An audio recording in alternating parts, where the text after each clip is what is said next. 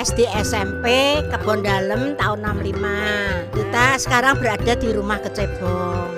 Foto-foto, spotnya bagus-bagus. Masnya juga bagus-bagus, ramah-ramah, lucu-lucu. Kita tadi sudah diajak jualan jamu, ada yang main caping, ada yang mesin jahit. Pokoknya seneng untuk kedepannya kita semua nanti akan bisa bertemu lagi.